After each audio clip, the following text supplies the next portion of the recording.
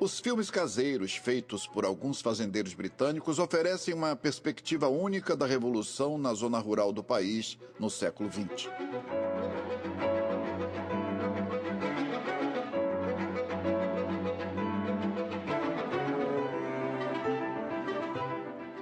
Foi uma revolução que mudou todas as áreas da agricultura. A maneira como cultivavam frutas e hortaliças mudou mais do que qualquer outra coisa. Nós pensamos em horticultura como um tipo de jardinagem grande, mas de certa forma é um dos setores mais tecnicamente complexos e avançados da agricultura. E com certeza tem sido assim pelo menos por 150 anos. Como foi que a agricultura passou disso para isso? Tem que arrancar agora. Tá bom. Por que nós mudamos o cultivo do lado de fora para hectares de microclimas cuidadosamente controlados? E por que tantos pequenos produtores, antes o alicerce da indústria, acabaram fracassando? Tempos atrás éramos um nome, agora somos só o número, e se esse número não estiver aqui no ano que vem, ninguém vai realmente se importar. Contada a partir dos filmes caseiros daqueles que experimentaram essas mudanças, esta é a história da revolução horticultural do ponto de vista dos cultivadores.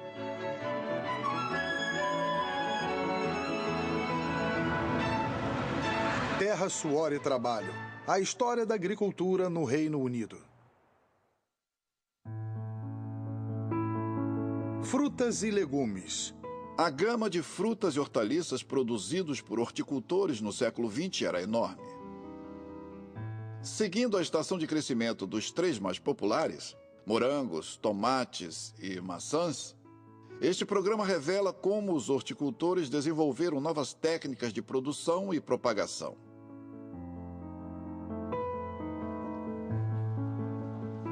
E seu crescente uso da ciência e da tecnologia para revolucionar a maneira que frutas e hortaliças eram cultivados, colhidos e vendidos.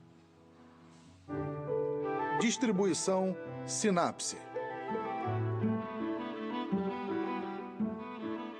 No começo do século passado, as variedades que os horticultores podiam cultivar dependiam muito de onde elas eram plantadas. O clima e o solo determinavam tudo. Maçãs eram cultivadas comercialmente em Kent, Herefordshire e nos condados do sudoeste da Inglaterra. Esses pomares pertenciam a uma grande propriedade rural em Somerset. Elas pertencem e são cultivadas por Jonathan Hoskins. Bom, a terra que cultivo no momento está na família desde 1760. Meus antepassados eram envolvidos com bancos, e foi com eles que começou a tradição de tomar chá do Ceilão. Nos primeiros anos do século XX, terras da propriedade foram alugadas para fazendeiros arrendatários. Mas nos anos 30, preços e aluguéis baixos levaram a mudanças no modo de gerenciar a propriedade. Meu avô, que era o antepassado mais velho que eu conheci, teria se considerado mais um proprietário de terras do que um fazendeiro. Embora, na última parte da sua vida, ele tenha se envolvido com o cultivo. Inclusive plantando a fazenda que nós vemos hoje desde os anos 30. Desenvolveu a sua propriedade, mas nos anos 50 ele teve que vendê-la para investir nas fazendas de frutas que tinha.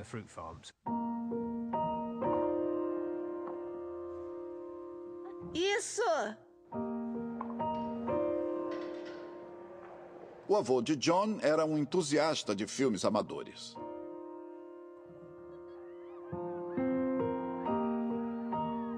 Da mesma forma que gravava uma enorme gama de eventos e atividades familiares, ele também filmava a fazenda comercial de frutas que estava desenvolvendo. Ele percebeu que ter fazendeiros arrendatários não era uma coisa lucrativa e que ele mesmo precisava se envolver no cultivo. A oferta de frutas estava em baixa durante a guerra, mas depois de 1945, a demanda explodiu e os cultivadores de Somerset atenderam. Por volta dos anos 50, o avô de John havia aumentado o tamanho de seus pomares para quase 50 hectares. E à medida que a propriedade dos Hoskins mudava, As filmagens continuavam, captando o ciclo anual de produção. As preparações para a estação de crescimento começavam com a poda de árvores no inverno. Tradicionalmente, era também no inverno quando habitantes de toda Somerset e outros condados rurais realizavam seus ritos para proteger suas lavouras. Eles esperavam afastar as pestes e outros espíritos malignos. For the Lord doth know where we shall be come apples another year, to bloom well and to bear. Na peculiar vila de Somerset, na noite de Epifania, ainda se faz esse brinde. Old apple tree, we wassail thee, and hope that thou wilt bear hatfuls, capfuls, 3 bushel bagfuls.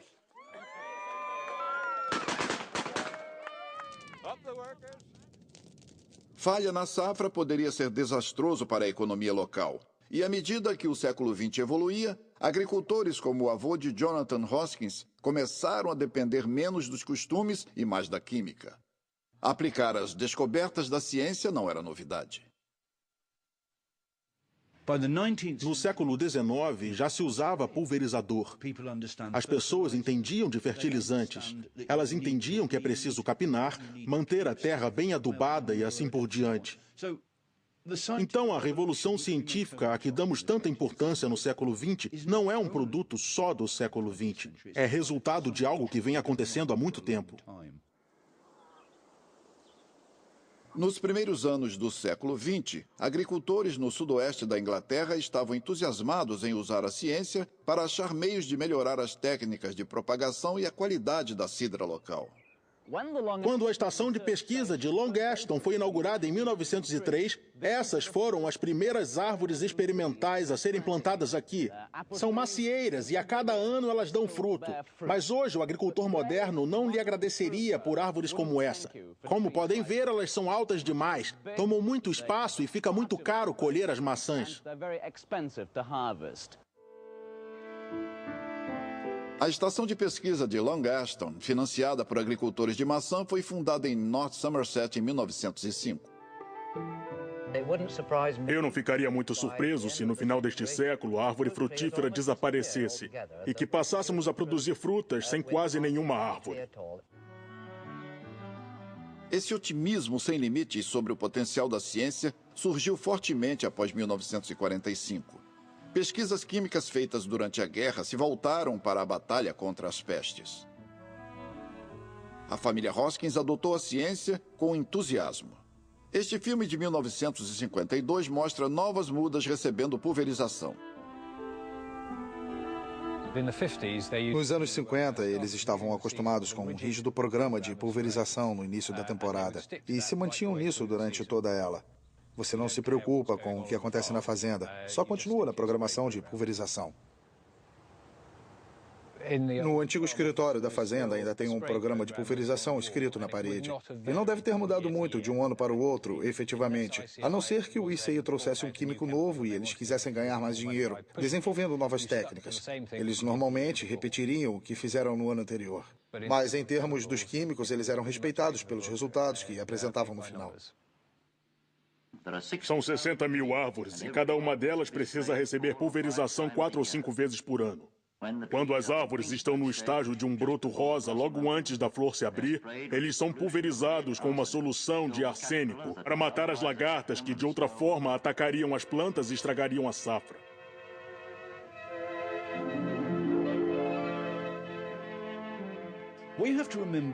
Hoje temos que lembrar, olhando para trás, no auge da primeira parte do século XXI, que 60 anos atrás, químicos desse tipo eram vistos como salvadores. Eles salvavam o trabalho, aumentavam a produtividade, atacavam as pestes que podiam destruir completamente uma safra quase que literalmente da noite para o dia.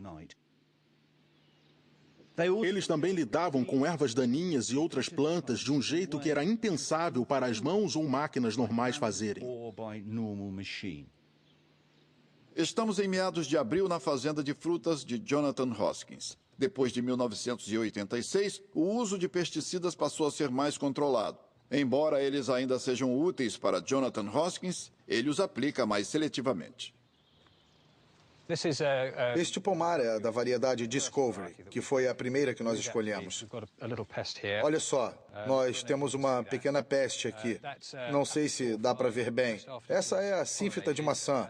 Uma pequena lagarta nasceu e ela tirou um pedacinho circular para entrar. E aí desapareceu lá dentro.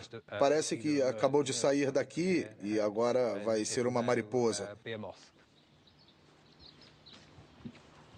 Nós monitoramos essas mariposas usando armadilhas de feromônio. E nós podemos monitorar a mariposa macho, contando semanalmente até vermos um voo, o que significa que, de repente, o número de mariposas vai subir depressa. Então, nós sabemos que vai haver muitos ovos que serão colocados, e daí podemos calcular o tempo exato em que os ovos vão chocar e aplicar a pulverização. Nós, normalmente, estaríamos satisfeitos em ver um limite de 5 mariposas de maçã verde em 2 semanas, 2 de cada 4 semanas. Isso agora é uma indicação. Estamos olhando meus arquivos.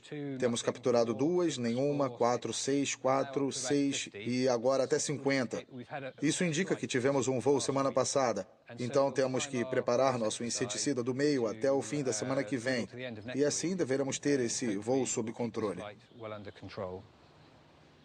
Nos anos que sucederam 1945, à medida que o uso de químicos em inúmeras frutas e hortaliças se tornou generalizada, os rendimentos começaram a crescer. Mas, além de usar a ciência, os horticultores estavam mudando o jeito como cultivavam plantas. E essas novas técnicas de propagação teriam um imenso impacto nos rendimentos. O morango, a mais quintessencialmente inglesa das frutas, é um bom exemplo das mudanças que estavam acontecendo. Era assim que os morangos eram propagados até os anos 60. Eles eram plantados em Waterbury, uma faculdade de horticultura para mulheres perto de Oxford. Durante os anos 50, a vida na faculdade foi filmada pela sua diretora, Beatriz Havergal. É ela, ali à esquerda. Vamos lá, sorrindo. Além de cultivar algumas frutas e hortaliças comercialmente, a faculdade preparava suas jovens estudantes para carreiras em horticultura. Uma das alunas da época era Bridget Lutyens. Eu entrei em 53 e saí em 55. Fiquei lá por 2 anos, trabalho duro. Vamos lá, meninas. Temos que terminar hoje antes do sol se pôr. Bridget se lembra das técnicas que elas usavam. Aí era quando plantávamos as plantas grandes no campo oeste. Acho que na primavera, o cultivo era por todo o verão. No fim do outono, o que fazíamos era empilhar contra a parede. E os deixávamos durante o inverno, porque os morangos são resistentes e eles sobreviviam. E então, mais ou menos em janeiro, nós os levávamos para as estufas. Eles eram trazidos para dentro de pequenas estufas de vidro. Um rabo de coelho fazia as vezes da polinização por insetos.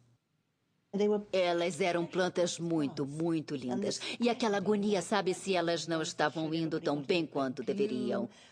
Todos ficavam mal. A gente meio que vivia e morria todo dia. Dependia se a senhora Havergal vinha para o café da manhã sorrindo ou de cara feia. Era um sofrimento, entende? Era incrível, simplesmente incrível. Todas nós levávamos isso a sério.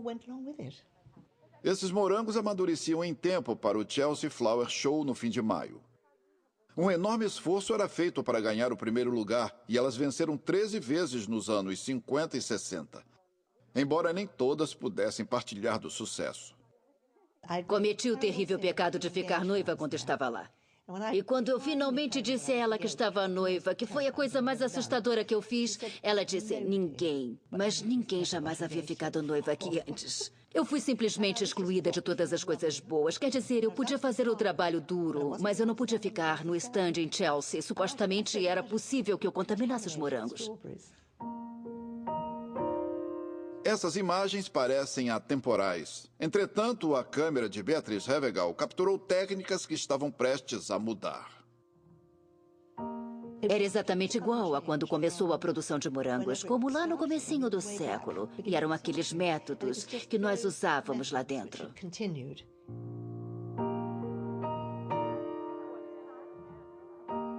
Nos anos 60, as pessoas começaram a questionar isso. E o mundo moderno começou a chegar e tudo começou a mudar.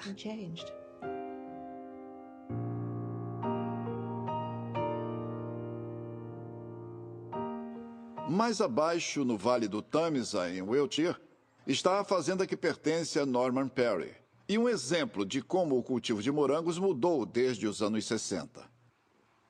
É meio de abril e Norman está plantando morangos cujo cultivo estará terminado em julho. Mas, diferentemente daqueles cultivados em Walter Perry, ele vai colher já em meados de outubro.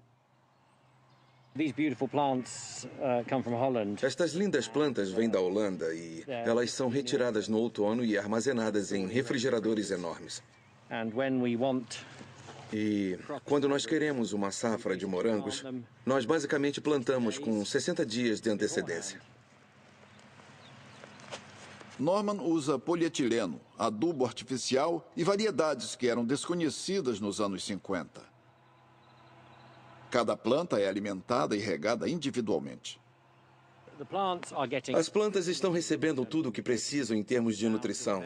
Elas recebem até o menor dos elementos que precisam. E, obviamente, é por isso que elas parecem tão saudáveis. E também é por isso que a fruta é extremamente saborosa. As raízes se tornam ativas sem nenhuma demora e seria muito surpreendente. Não seria culpa do sistema se uma planta falhasse. Se uma planta falha é porque quebrou em trânsito ou alguma coisa do gênero. Enquanto que no campo você pode ter uma chance de 89% sob boas condições. Aqui é simplesmente 100%. Esta safra vai estar madura a tempo para um grande evento de fim de semana, quando Norman espera atrair as multidões. Quão boa uma planta parece depende puramente de quanto você vende. Tem um ditado na indústria que diz que é muito melhor vender uma safra ruim em boas condições de tempo do que vender uma safra boa em condições ruins de tempo. O cliente é rei. E eu preciso atraí-los para cá. Enquanto novas técnicas de propagação, variedades de plantas e produtos à base de óleo, como plástico e polietileno, estavam sendo usadas por horticultores em todo o país para aumentar os rendimentos, um desenvolvimento de alcance maior estava a caminho. A estufa. A estufa foi revolucionária porque fez o que todo fazendeiro deseja mais que tudo. Ela remove todas as incertezas climáticas. O impacto da estufa na horticultura do pós-guerra é ilustrada perfeitamente na história do tomate.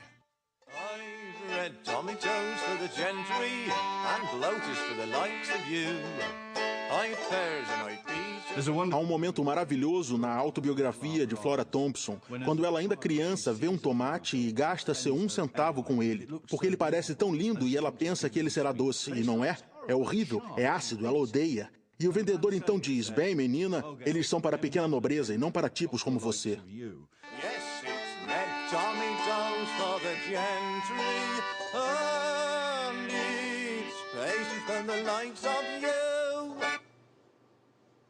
Tomates são historicamente difíceis de cultivar em áreas externas, e as primeiras estufas fizeram deles um luxo caro para a classe média. A única área da Grã-Bretanha em que eles prosperaram foi nas Ilhas do Canal. Foi nos primeiros anos do século XX, quando um pequeno número de fazendeiros familiares em Jersey começou a produzir tomates ao ar livre para a ilha. Dentre eles estavam os Lemestres, que começaram a crescer perto do fim do século XIX. Este é Peter Lemestre, cercado por tomates nos anos 50, e ele continua cultivando na ilha ainda hoje. Bem, esta é uma época muito empolgante, porque este é de fato o começo de uma nova temporada de tomates. Eu plantei algumas destas mudas de tomates 3 dias atrás. E como pode ver, elas estão apenas começando a germinar. As primeiras estão só começando a brotar. Parece que tem um espertinho aqui que nasceu sozinho. Todo ano o tempo lança uma situação diferente para você.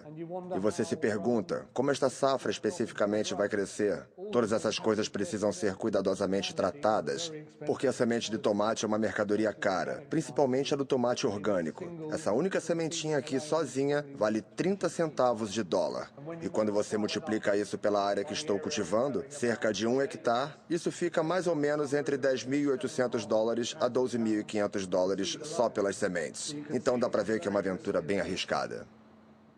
Peter está se preparando para plantar as mudas de tomate para a próxima estação. Como ele planta tomates ao ar livre, para pegar a melhor temporada de cultivo, ele e seu pai precisam plantar em maio. Quando ele começou a atuar no negócio, era um trabalho exaustivo. Bom, é assim que nós plantávamos tomates. Você desenrolava um cordão, basicamente um pedaço bem grande de barbante, um pedaço muito longo de barbante, e assim você designava uma longa fileira que seria a base da sua extensa plantação de tomates. Exatamente, todo tomate que era plantado em dupla, com um homem na pá e uma mulher colocando as mudas. Eu sou a mulher hoje.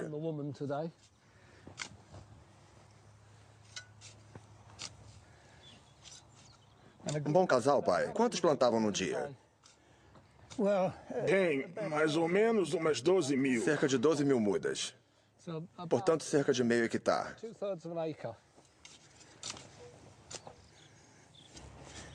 A outra coisa é que quanto mais rápido é a plantadora, mais fácil é para o homem na pá. Isso é uma reclamação? Porque tudo era tão menor, tantos fazendeiros a mais. E havia uma certa competição naquela época. Você sabe, você via alguém começar a plantar os tomates e você pensava, ah, meu Deus, é melhor eu começar também, senão ele vai ficar na minha frente. Hoje em dia, é claro, nós somos os únicos ainda cultivando tomates ao ar livre em Jersey. Então, quando nós começamos, era o momento certo de começar. Esse sistema de plantação, eu imagino, foi o único jeito usado até meados dos anos 70, quando os primeiros plantadores mecânicos surgiram e as pessoas passaram deste sistema para o sistema de plantadores mecânicos que usamos hoje.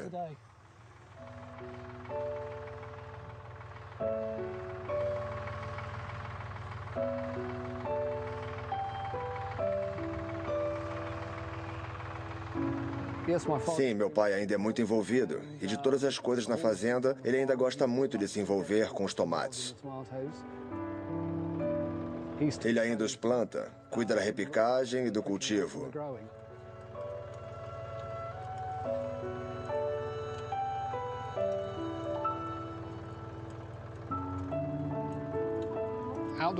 Tomates ao ar livre é uma das melhores safras para cultivar do ponto de vista de um produtor. Em que você tem uma planta, você a vê crescer por um longo período. Quer dizer, estas plantas foram plantadas em meados de maio e elas não serão colhidas até agosto. E aí, é claro, você pode olhar. Não é como uma safra de batata que está escondida debaixo do solo. Nós podemos, de fato, olhar para a planta de tomate. Nós já temos 5 cachos da fruta que esperamos que seja boa e que vai produzir um rendimento muito bom de tomates.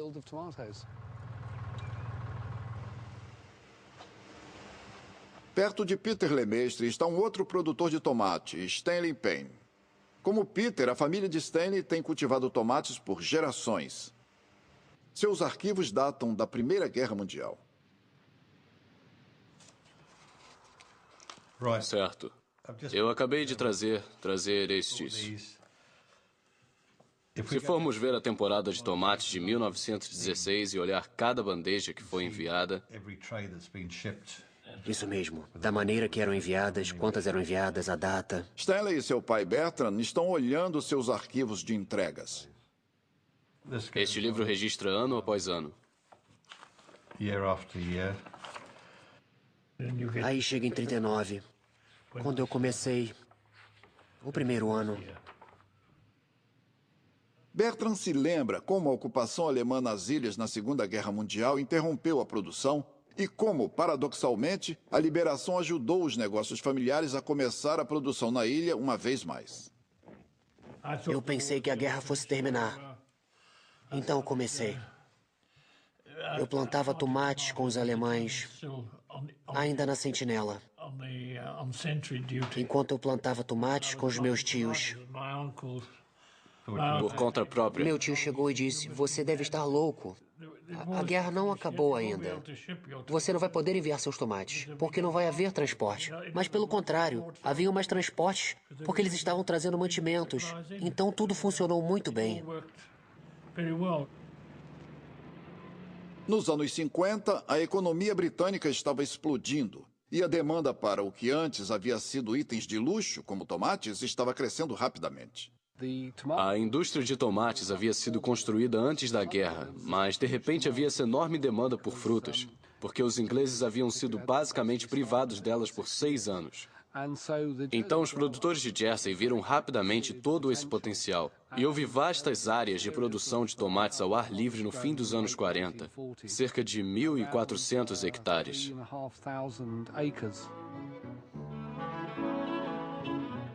O que ajudou produtores como aqueles em Jersey a atender a crescente demanda foi a estufa.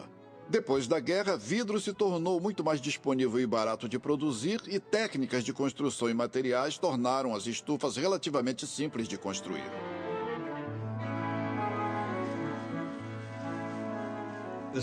Esta é uma foto feita em 1955 por um dos mercadores do meu pai. Ela ilustra bem como a indústria realmente mudou. Nos anos 60, grandes estufas estavam se tornando um padrão estabelecido na paisagem rural. Essa foto mostra um pouco dos vidros e muitos campos abertos, que naquela época todos eram absolutamente cultivados com tomates. Cada cantinho era cultivado ao ar livre com tomates. Agora nós temos estufas em toda essa área e mais para baixo. Mais para baixo em direção ao litoral. Então, toda a região mudou. E à medida que Stanley e seu pai construíam novos blocos, eles desenvolviam novas técnicas de cultivo. Eles adicionaram sistemas de irrigação e eles bombeavam dióxido de carbono. Suas estufas criavam excelentes condições de cultivo e os resultados eram espetaculares. Se eu fizer o relógio voltar e olhar a maneira como a família começou a cultivar tomates, meu avô estava... Bom, o meu bisavô estava produzindo um pouco menos que meio quilo por planta. E cá estamos em 2008 produzindo o equivalente a mais de 18 quilos por planta. Então isso realmente mostra como as coisas, como elas avançaram. Stanley Payne construiu sua última e maior estufa no fim dos anos 90. E à medida que as estufas se tornavam cada vez maiores, o custo de construí-las trouxe empresas novas e muito maiores para o ramo da produção de tomates.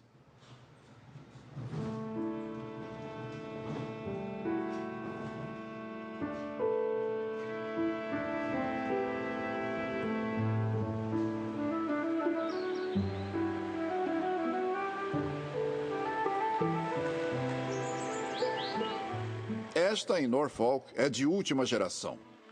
A última fase foi construída em 2007 a um custo de 10 milhões de libras, muito além do orçamento dos Payne.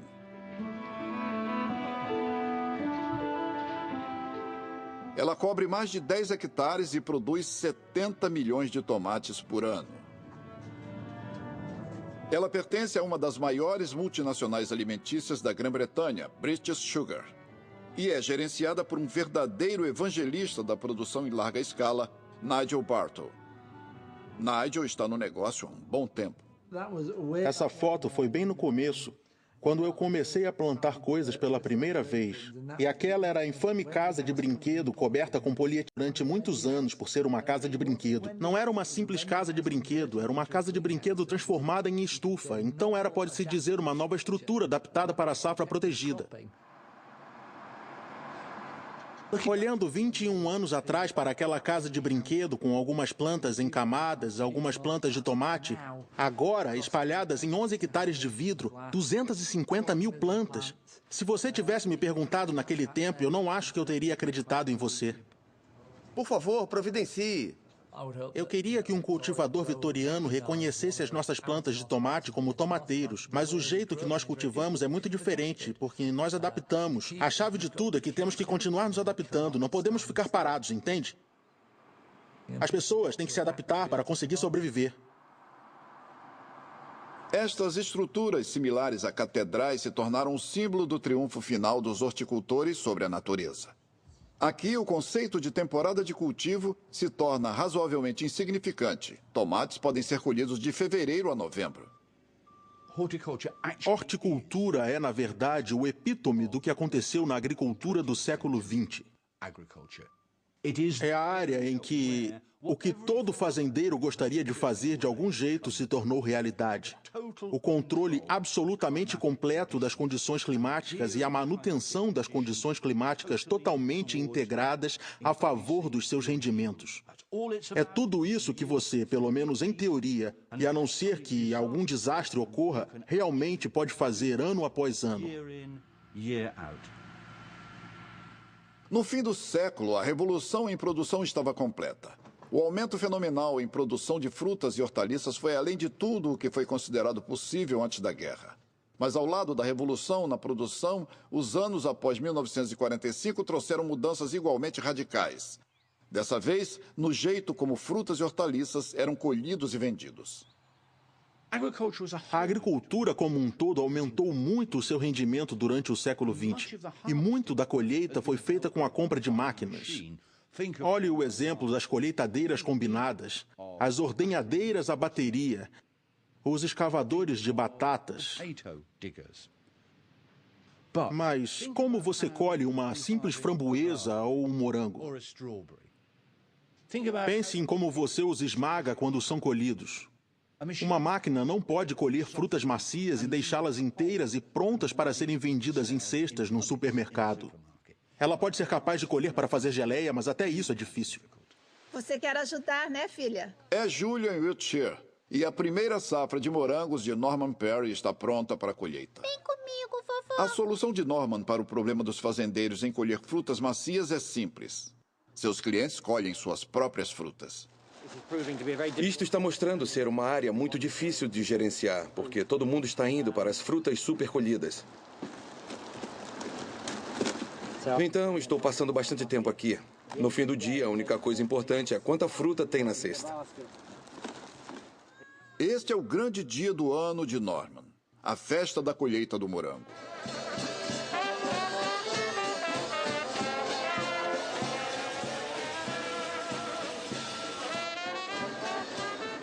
Ele espera atrair uma multidão que, enquanto aproveita as atrações, vai provavelmente pegar 1 ou 2 morangos. Muito bem, crianças, senhoras e senhores. Este meio é o nosso grande evento de marketing.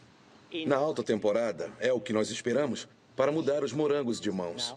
Agora, este ano, por causa da primavera fria e do verão razoavelmente fresco, as frutas aguentaram extremamente bem. O evento é um pouquinho mais tarde do que eu gostaria, mas por causa da natureza dos motores a vapor, eles são lentos para ir de um show ao outro. E este ano nós tivemos que fazer no fim de julho. E é claro que a pergunta é, será que vai chover ou o tempo vai ser bom? Se chover, bem, basicamente muitas frutas estragam. O que tende a acontecer é que a fruta é colhida dos dois lados. Eu faço um esforço colossal para distribuir as pessoas nos dois lados. Ou eu digo a elas onde tem que ir, ou eu coloco as placas de trilhas para guiá-las. Você sempre fica com um tipo de falha no meio, quando as frutas não são colhidas apropriadamente.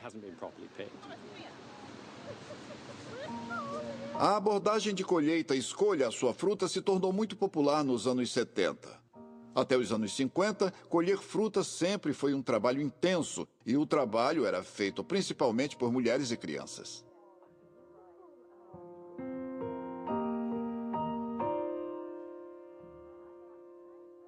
Isso era tradicional no fim do século XIX e no início do século XX. Mas logo depois, exatamente nos anos 20 e nos anos 30, esse grupo de trabalhadores casuais começou a declinar por diversos motivos. Alguns deles têm a ver com as aspirações das próprias mulheres. Elas simplesmente não queriam fazer esse trabalho que era bem pesado, sujo e muito mal pago também nas fazendas.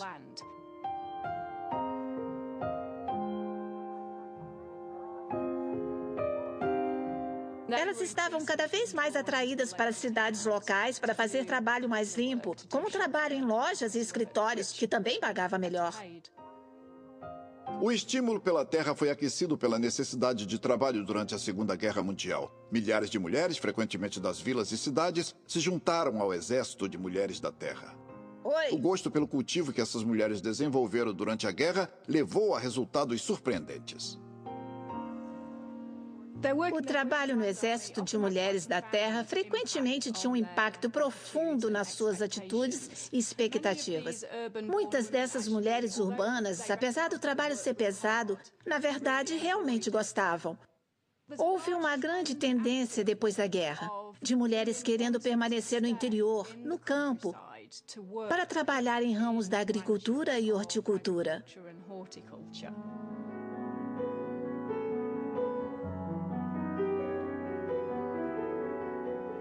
Era atraente para mulheres por diferentes razões, de certo modo. O trabalho oferecia para as mulheres urbanas uma nova sensação de liberdade. Ele lhes dava a chance de trabalhar ao ar livre, se você gosta da comunhão com a natureza. E muitas delas falavam do prazer de simplesmente trabalhar na terra, ver o alimento se desenvolver, entender de onde vem a comida.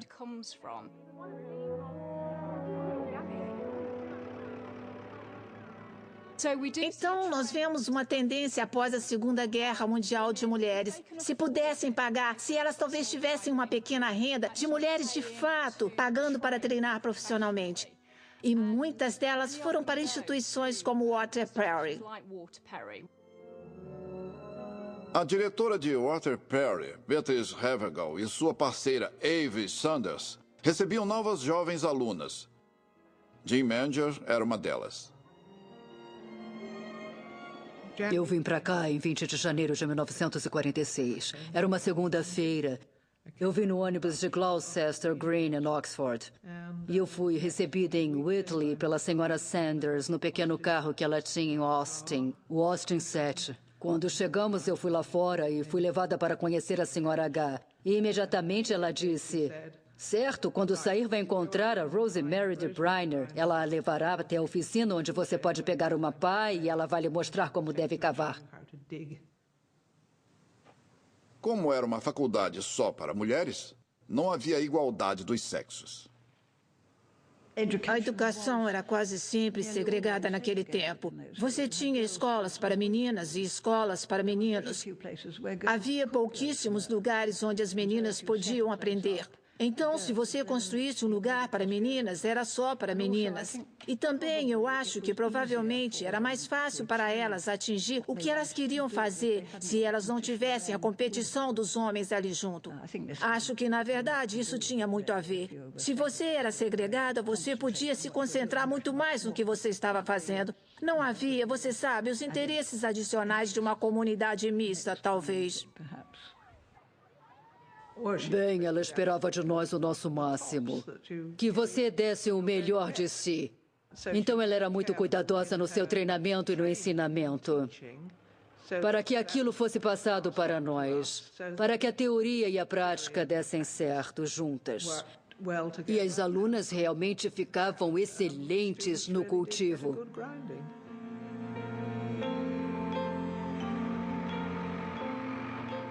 Gradualmente, Water Perry me deu muita confiança e acho que me fez capaz de desenvolver uma carreira própria, eu acho. Sem ela, eu não sei como eu teria continuado. Então, eu sempre me lembro do meu tempo em Water Perry como um tempo muito feliz, mas também um tempo que me ajudou a desenvolver minha vida com sensibilidade. Enquanto algumas partiram para desenvolver suas próprias carreiras, outras se tornaram professoras em Water Perry. Eu tinha duas opções. Se eu quisesse ficar ou se eu quisesse voltar, entende? Ir para o exército no campo e de lá para outro lugar. Mas não, eu era muito feliz aqui e ela parecia muito feliz com o que eu estava fazendo. Então, foi assim que eu decidi e eu resolvi ficar.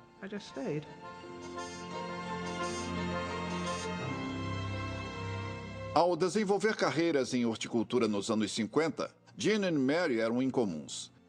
Em pomares como o da família Hoskins, em South Somerset, As mulheres eram parte de uma força de trabalho casual e não qualificado. Colhendo frutas no fim do verão, às vezes com seus filhos, elas eram frequentemente as esposas ou mães dos lavradores da propriedade. Maurice Lane trabalhou na fazenda de frutas desde a idade de 11 anos.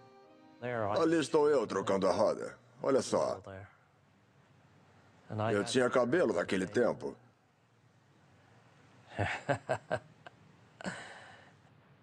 Maurice trabalhou para a família Hoskins toda a sua vida. Eu acho que havia uma época especial em que todo mundo vinha colher maçãs, porque todos sabiam que as maçãs estavam prontas. E você não precisava pedir para as pessoas virem. Elas apenas vinham. Você praticamente atraía pessoas de toda parte, das vilas ao redor. Elas todas sabiam quando era a época de colheita de maçãs. E elas simplesmente vinham. Aquela é minha mãe. Ali. Bem, ela parece tão jovem, tão feliz ali, que é inacreditável que nós a perdemos apenas 2 anos atrás. Aquele é Norman Hamlin. Ele está colocando a sacola da minha mãe. Como sempre, mamãe era tão baixa que ela tinha que colocar a sacola dela um pouco mais alta para que ela não derrubasse e não machucasse as maçãs. Aquela época você nunca vai ver outra vez. Era tão especial por causa da união de todos. Colhendo e colocando na mesma caixa. E o papo que a gente tinha em volta das árvores. E você podia ouvir as mulheres gritando de uma árvore para outra. Até que a gerência vinha e as coisas se aquietavam um pouco. Mas é tão triste ver que todas as pessoas nos deixaram. Mas é lindo poder ver essas mulheres e pensar... Eu te conhecia.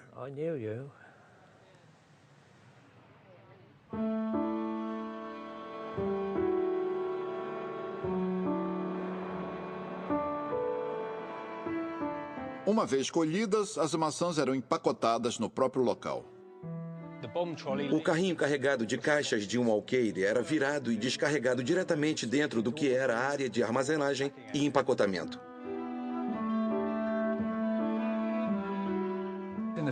Nos anos 50, todas as maçãs eram colhidas em caixas de 18 quilos. Aqui chamamos caixa de um alqueire.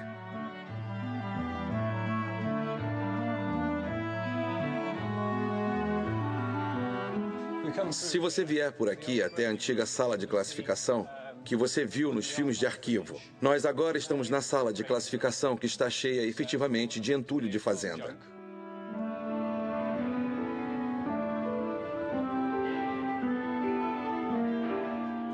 Por aqui, coincidentemente, tem um... Vou acender as luzes direito. Um pouco do equipamento que aparece nos filmes de arquivo. Aqui é onde a moça estava empacotando suas maçãs, uma por uma, nos embrulhos que ainda estão aqui.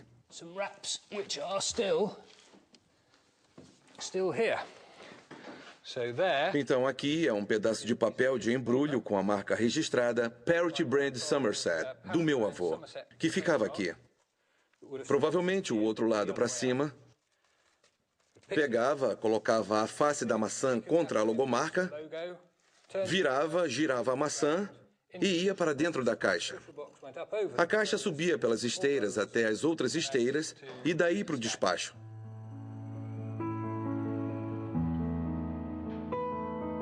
Então, um pouquinho de história que não jogamos fora. Infelizmente, o classificador não teve tanta sorte.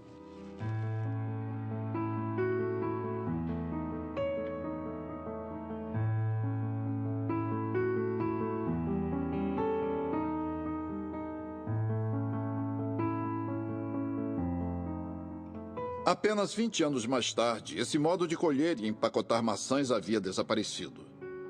Nos anos 70, os produtores de maçã de Somerset estavam em crise. Nos anos 70, quando nos juntamos ao mercado comum, foi um desastre para fazendeiros ingleses de maçãs e da noite para o dia esse prédio se tornou redundante. A Grã-Bretanha havia se juntado ao mercado comum em 1973 e o impacto nos produtores de frutos foi profundo.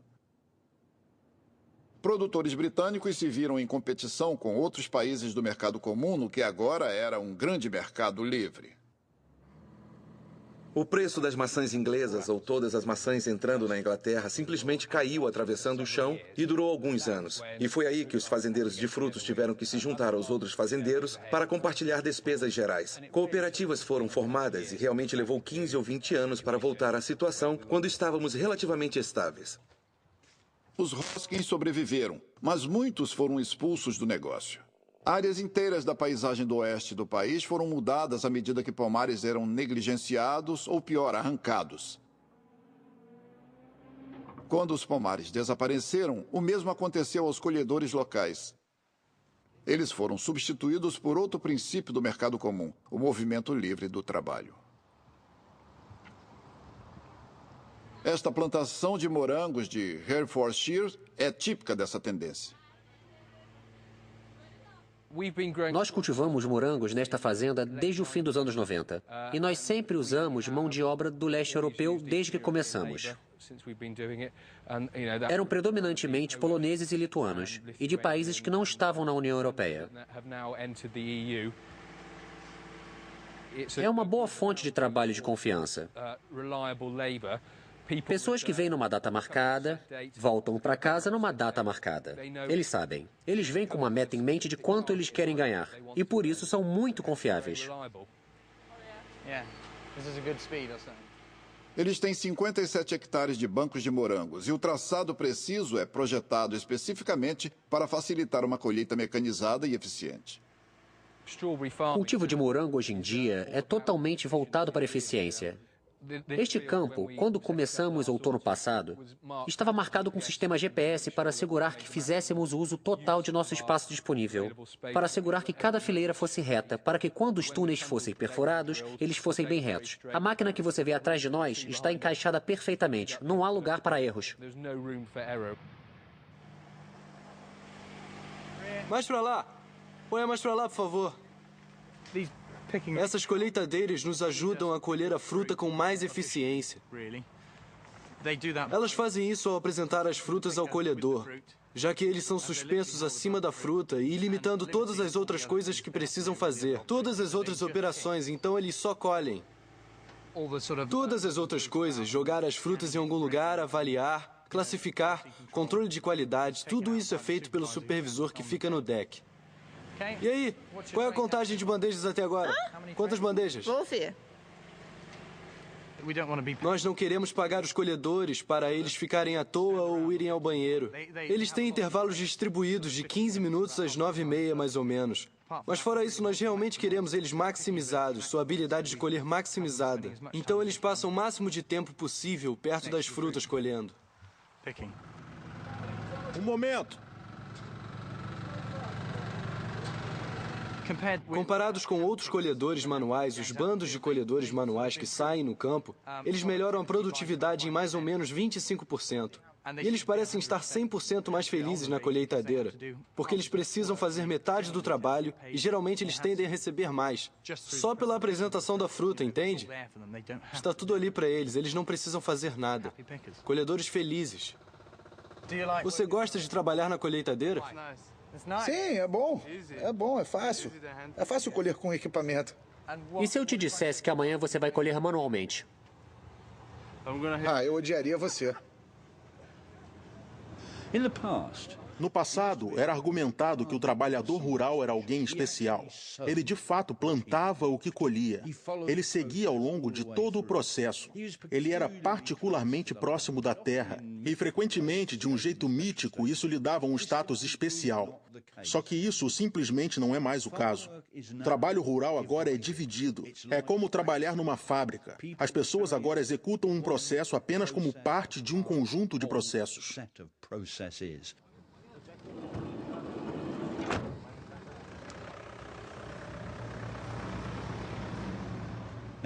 Agora, o que vem depois da divisão do trabalho costumava ser argumentado, e até certo ponto ainda é.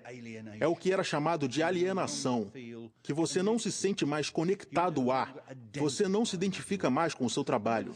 E uma das coisas que costumavam ser ditas sobre o trabalhador rural era que ele ou ela tinha um comprometimento total, crença, amor pela sua fazenda e pelo seu trabalho. Se você olhar a horticultura moderna, ninguém pode sequer começar a pensar que esse é o caso hoje.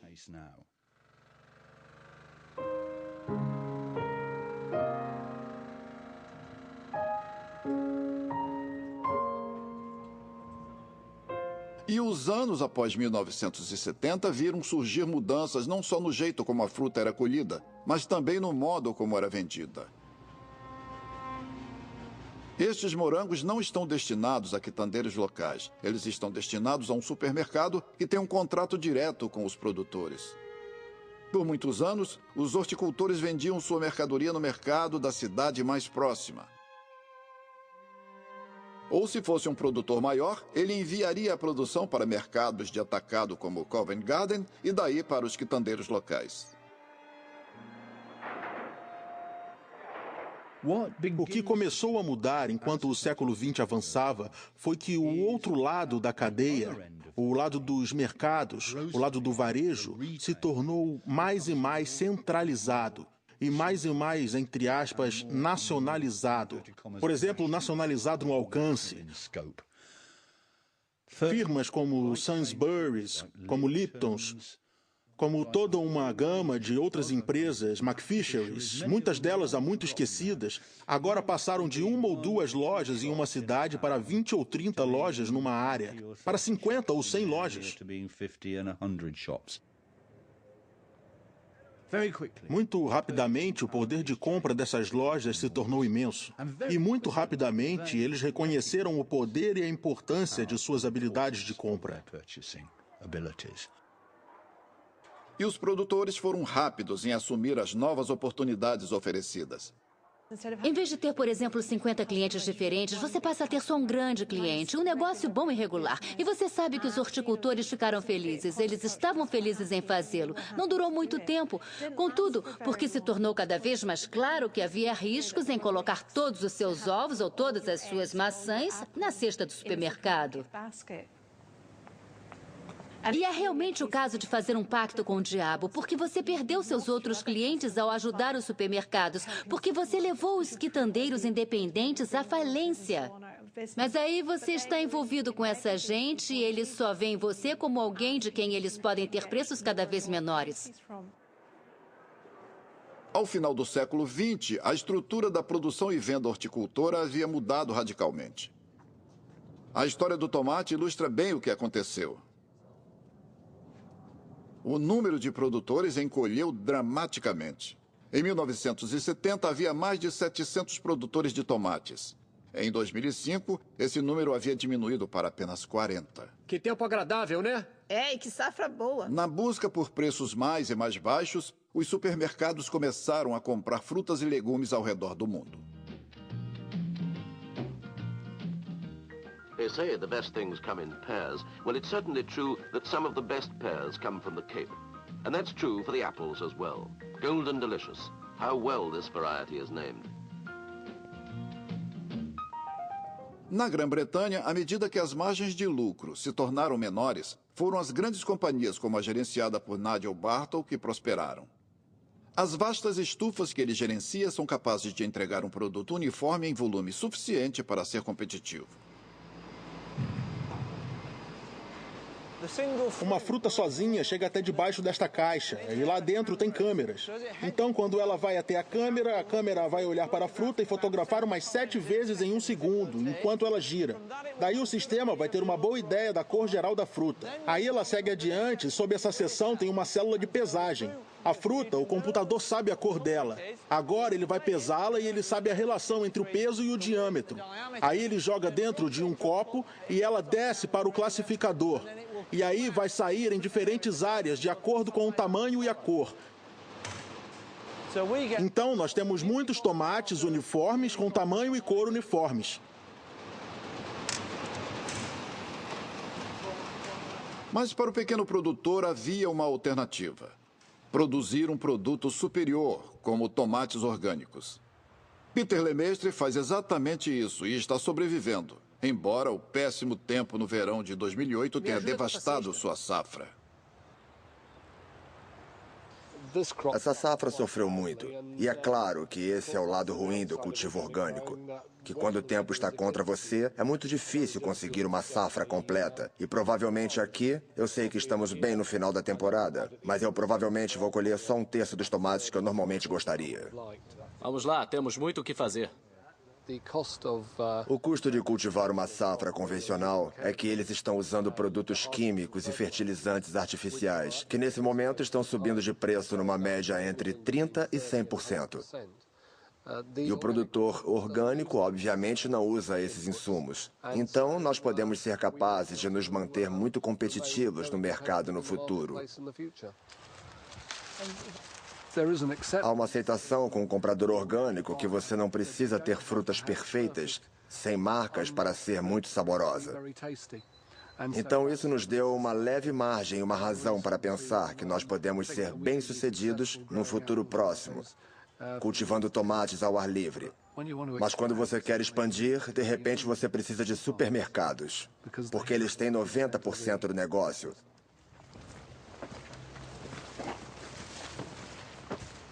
Eu acho que haverá pessoas que cairão da estrada porque será muito difícil que elas sobrevivam no clima atual. A não ser que o preço de algumas frutas e algumas hortaliças suba. Aqueles que sofreram foram os produtores médios, aqueles que não podiam aumentar sua produção para atender os preços exigidos pelos supermercados. Gente como Stanley Penn, em Jersey. Seu negócio foi pela trilha de muitos como ele. A temporada 2008 de produção de tomates na ilha foi a sua última.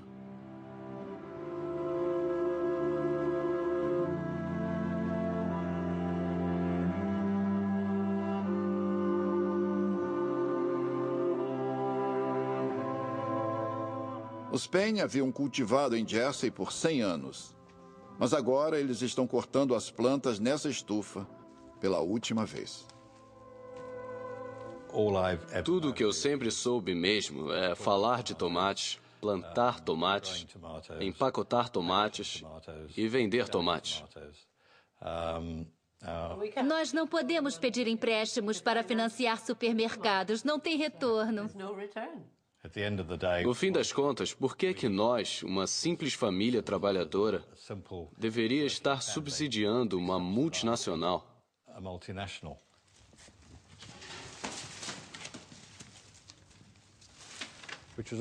O que é uma tragédia, na verdade, porque é toda uma indústria que se foi. Todas as habilidades vão desaparecer para sempre e nunca serão substituídas. Mas é assim que o mundo gira. Todo mundo quer tudo por nada. Nós sempre fomos uma grande vila aqui com mais de 50 empregados. Tem sempre barulho, tem sempre atividades. E tudo vai ficar completamente em silêncio.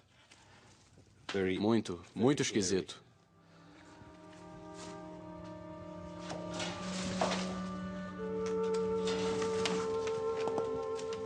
Se você voltar 10 anos atrás, mesmo 8 anos atrás, nós éramos um nome e agora somos só um número. E se esse número não estiver aqui no ano que vem, ninguém vai realmente se importar.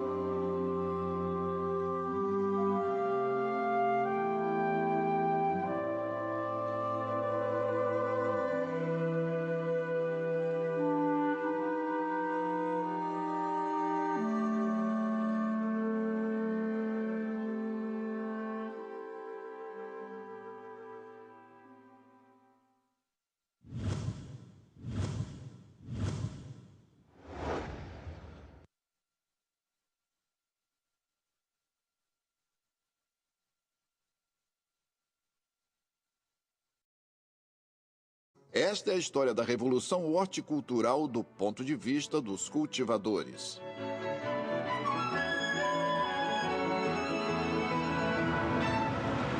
Terra, suor e trabalho. A história da agricultura no Reino Unido. Frutas e legumes. A gama de frutas e hortaliças produzidos por horticultores no século XX era enorme. Seguindo a estação de crescimento dos três mais populares, morangos, tomates e maçãs, este programa revela como os horticultores desenvolveram novas técnicas de produção e propagação.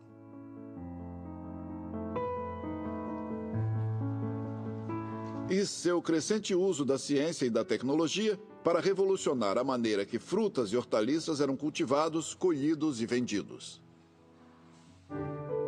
Distribuição, sinapse.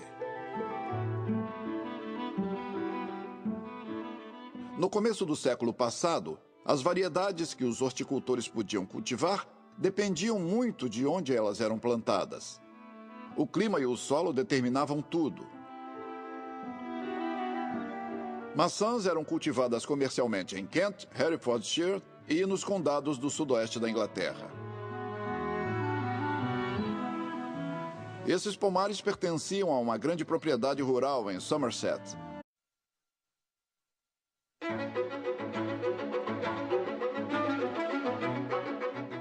Os filmes caseiros feitos por alguns fazendeiros britânicos oferecem uma perspectiva única da revolução na zona rural do país no século XX.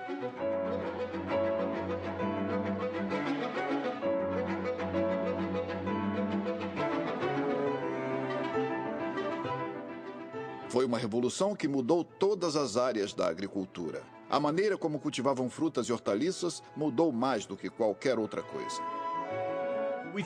Nós pensamos em horticultura como um tipo de jardinagem grande, mas de certa forma é um dos setores mais tecnicamente complexos e avançados da agricultura. E com certeza tem sido assim pelo menos por 150 anos. Como foi que a agricultura passou disso para isso? Tem que arrancar agora. Tá bom. Por que nós mudamos o cultivo do lado de fora para hectares de microclimas cuidadosamente controlados? E por que tantos pequenos produtores, antes o alicerce da indústria, acabaram fracassando? Tempos atrás éramos um nome, agora somos só o número, e se esse número não estiver aqui no ano que vem, ninguém vai realmente se importar. Contada a partir dos filmes caseiros daqueles que experimentaram essas mudanças, Arrendatários não era uma coisa lucrativa e que ele mesmo precisava se envolver no cultivo. A oferta de frutas estava em baixa durante a guerra, mas depois de 1945, a demanda explodiu e os cultivadores de Somerset atenderam. Por volta dos anos 50, o avô de Johnny havia aumentado o tamanho de seus pomares para quase 50 hectares. E à medida que a propriedade dos Hoskins mudava, as filmagens continuavam, captando o ciclo anual de produção. As preparações para a estação de crescimento começavam com a poda de árvores no inverno. Tradicionalmente, era também no inverno quando habitantes de toda Somerset e outros condados rurais realizavam seus ritos para proteger suas lavouras. Eles esperavam afastar as pestes e outros espíritos malignos. And hope that thou wilt bear, for the Lord doth know where we shall be come apples another year, to bloom well and to bear. Na peculiar vila de Somerset, na noite de Epifania, ainda se faz esse brinde. Old apple tree, we wassail thee, and hope that thou wilt bear handfuls, capfuls, 3 bushel bagfuls. Up the workers. Falha nas... Elas pertencem e são cultivadas por Jonathan Hoskins. Bom, a terra que cultivo no momento está na família desde 1760. Meus antepassados eram envolvidos com bancos, e foi com eles que começou a tradição de tomar chá do Ceilão. Nos primeiros anos do século XX, Terras da propriedade foram alugadas para fazendeiros arrendatários. Mas nos anos 30, preços e aluguéis baixos levaram a mudanças no modo de gerenciar a propriedade. Meu avô, que era o antepassado mais velho que eu conheci, teria se considerado mais um proprietário de terras do que um fazendeiro. Embora, na última parte da sua vida, ele tenha se envolvido com o cultivo, inclusive plantando a fazenda que nós vemos hoje desde os anos 30. Desenvolveu a sua propriedade, mas nos anos 50 ele teve que vendê-la para investir nas fazendas de frutas que tinha.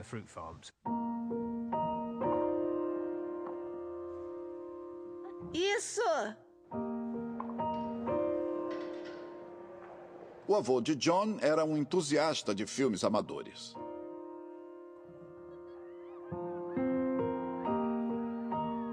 Da mesma forma que gravava uma enorme gama de eventos e atividades familiares, ele também filmava a fazenda comercial de frutas que estava desenvolvendo.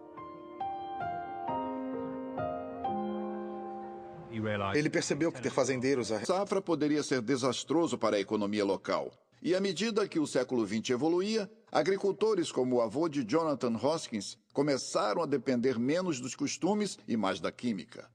Aplicar as descobertas da ciência não era novidade. No século XIX, já se usava pulverizador. As pessoas entendiam de fertilizantes. Elas entendiam que é preciso capinar, manter a terra bem adubada e assim por diante. Então, a revolução científica a que damos tanta importância no século XX não é um produto só do século XX. É resultado de algo que vem acontecendo há muito tempo. Nos primeiros anos do século XX, agricultores no sudoeste da Inglaterra estavam entusiasmados em usar a ciência para achar meios de melhorar as técnicas de propagação e a qualidade da cidra local. Quando a estação de pesquisa de Long Ashton foi inaugurada em 1903, essas foram as primeiras árvores experimentais a serem plantadas aqui. São macieiras e a cada ano elas dão fruto. Mas hoje o agricultor moderno não lhe agradeceria por árvores como essa. Como podem ver, elas são altas demais, tomam muito espaço e fica muito caro colher as maçãs. A estação de pesquisa de Long Ashton, financiada por agricultores de maçã, foi fundada em North Somerset em 1905. Eu não ficaria